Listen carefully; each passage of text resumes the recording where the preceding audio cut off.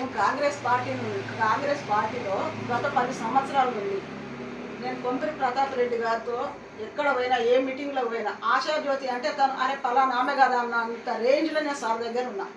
అటువంటి కార్యకర్తను నన్ను వదిలిపెట్టుకొని ఎవరికో అనాముఖునికి డబ్బులు ఉన్న వాళ్ళని పట్టుకొని వచ్చి ఈ వార్డులో తీసుకొని వచ్చి ఆ కొత్త ఏజెంట్ పెట్టిండు.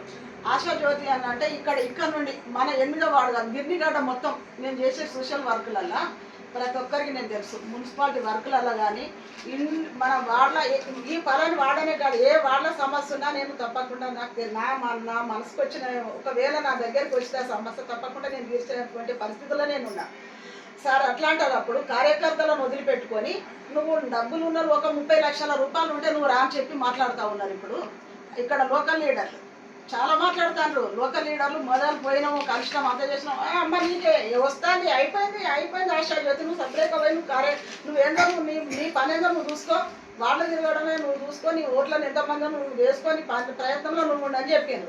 ఇవాళ నేను 100 మంది కార్యకర్తలు నా కొరకు నేను పెట్టుకున్నా. ఏదో లేబర్ వాళ్ళే నాకు కావాల్సిన వాళ్ళే నాకు సంబంధించిన వాళ్ళే నేను డబ్బులు ఉన్న వాళ్ళ దగ్గర నేను డబ్బులు వస్తాను అనలే కదా. అటువంటి అప్పుడు నా కార్యకర్తలు నేనేం చెప్పాలి? అసలు నీకే చక్కగా లేదు, దిక్కు లేదు, అక్కడ టిక్కెట్ అనేది లేదు, నువ్వు మమ్మల్ని ఇస్తాను ఏందన్న కాడికి వాళ్ళు మాట్లాడతాను సార్.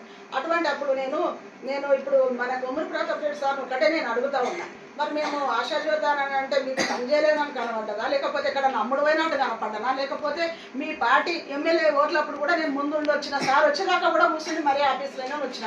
సరే వాళ్ళ కొడుకు కూడా నేను గుర్తుపట్టిండో లేదో గుర్తుపట్టినట్టే చేసిండు ఆయన ఆశాజ్యోతి అన్నట్టు కూడా మాట్లాడిండు. సార్ మీరు బీజేపీలో ఉన్నా నేను మీతోటి వచ్చిన, మీరు ఎక్కడున్నా నేను ఎక్కడున్నా ఏ సమస్యలు వచ్చినా నేను వచ్చిన